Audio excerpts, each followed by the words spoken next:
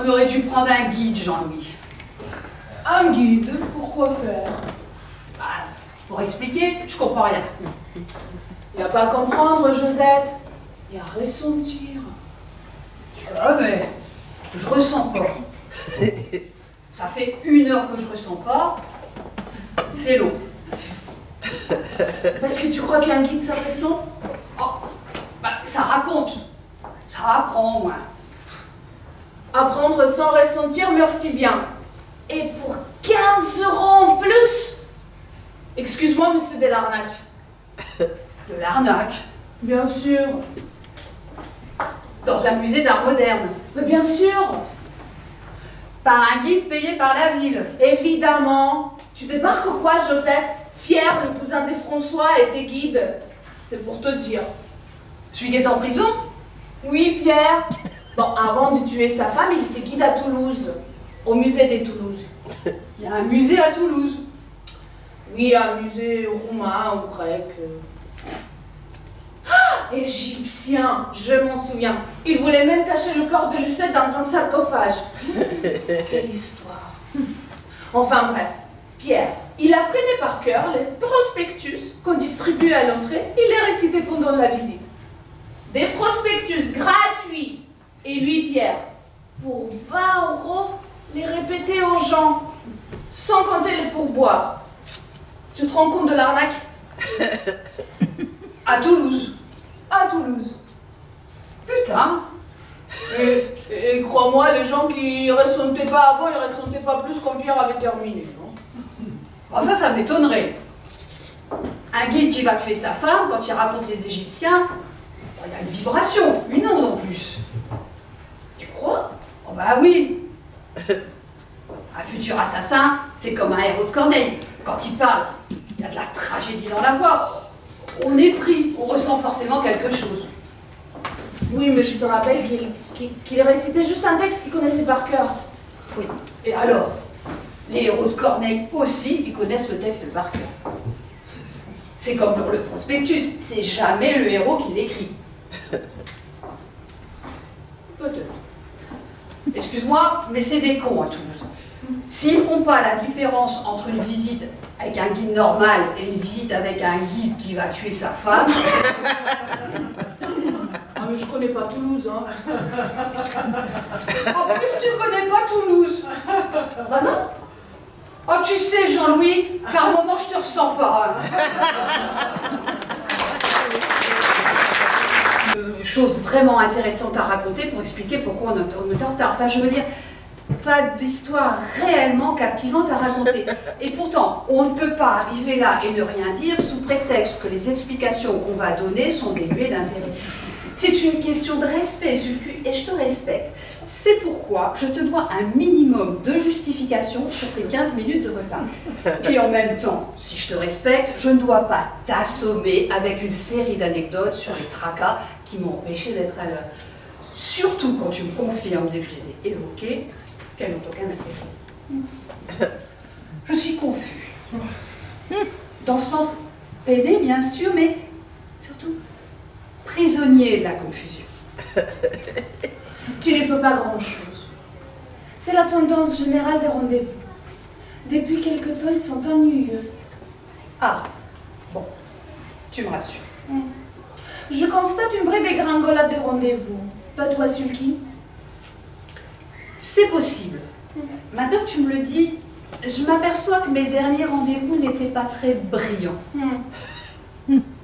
Ça n'a plus de goût. Les rendez-vous d'aujourd'hui, c'est transparent. On voit à travers les mots, quand il y en a. Parce que beaucoup de rendez-vous n'ont plus de mots, ou presque. Ou des tout petits. Avant, ça bavardait. Ça bavardait un peu dans tous les sens, c'est vrai, mais il y avait une vraie profusion de mots. Il n'y avait pas ce côté qu'on goûte. Et puis ce qu'on disait n'était pas toujours idiot, n'est-ce pas, Zulku? Tu t'en souviens de ce que nous nous disions autour d'un verre il y a quoi? 5 ans? Tu penses si je m'en souviens? À côté de ce qu'on est en train de se dire. C'est le jour et la nuit. Et pourtant, nous nous sommes donné rendez-vous dans un musée. Dans la cafétéria d'un musée, Zulku. Je précise. Oui, mais enfin, ça n'a rien à voir avec un bar d'imbéciles, tu es bien d'accord? C'est vrai, mais il faut quand même reconnaître que depuis quelque temps, quand nous nous rencontrons, le niveau baisse. Tu veux parler du niveau de notre conversation? Oui, Sulku. Je suis d'accord. Cela dit que, visuellement, il y a une amélioration chez toi. Tu es mieux coiffé.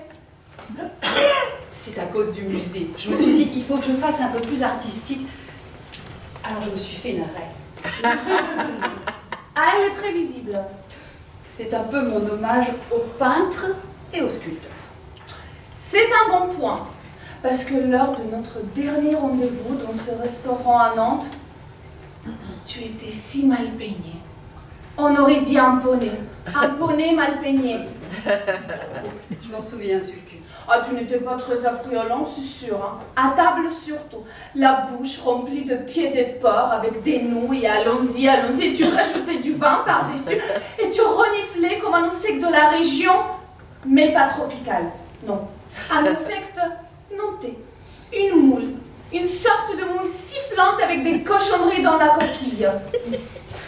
Je m'en souviens, Sulku. Et moi, je ne devais probablement pas être... Tu avais l'air d'un débile. Profond. Oui. Et merde. Quand tu regardais, surtout avec la veste du dessous très basse, un peu gonflée, toute brillante à cause de la bave. À Nantes? À Nantes, il y a un mois, quand j'étais coiffée comme un poney. C'est bien ce que je disais. On est en pleine dégringolade des rendez-vous. Avant, au moins, au restaurant, on parlait d'argent. On faisait de bonnes affaires. Bien juteuse. C'était le bon temps des rendez-vous artistiques. La belle époque des entretiens humains. Et des discours sur l'art. Tellement intelligent. Tellement. Ça me donne envie de pleurer. Tu veux que je t'embrasse? Comme dans nos rendez-vous d'amour d'autrefois, Sulku. Quand tu avais une si jolie queue de cheval. Ma queue de cheval. Je sais pas pourquoi j'ai coupé. Oh. Alors on s'embrasse? Ah non. J'ai trop honte de ce rendez-vous. Mais tu n'y peux rien. C'est la tendance générale. Les rendez-vous sont vides. Tu me fais une sculpture, Sulku? Et toi, une peinture, Sulky?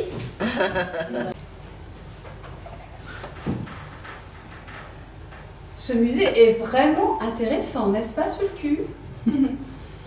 D'où qu'on se place, d'où qu'on se tourne, d'où qu'on se virevolte, on te voit, Sulky. Et toi, Sulku, on te voit formidablement bien. C'est l'avantage de ce musée. On se voit dans de très bonnes conditions. Alors qu'à la télévision, on ne nous voit jamais. Tu savais, Sulky, que la télévision n'avait pas d'anus. Pas d'anus, la télévision? Aucun. Juste une bouche. Juste une bouche, la télévision? Une bouche qui projette tout devant. Sur la vitre? Tout sur la vitre. La merde aussi?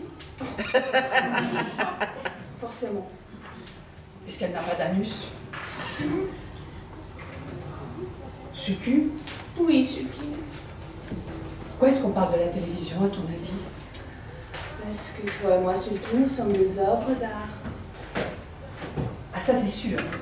Et pas que de la daube. C'est la preuve. On est dans un musée. Et que les œuvres d'art doivent parler de la société. Non. Il paraît, ça revient. Mais si on doit signifier quelque chose, tu veux dire qu'on doit signifier quelque chose? C'est ce qu'ils veulent. Ne crois pas que ça me fasse plaisir, Sulky. Mais si on a un sens, est-ce qu'on sera encore de l'art? J'ai bien peur que non, Sulky.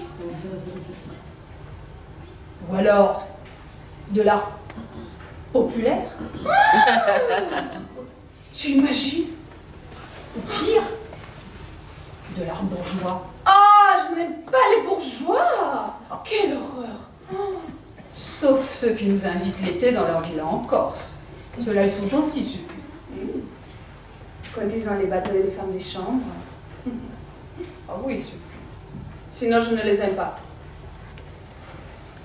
Sulpice. Oui, Sulpice. J'ai honte qu'on ait parlé de la télévision. Moi aussi. On se rattrape. Tout de suite, Sulpice. Tu me fais une sculpture? Et toi, une peinture, Sulky?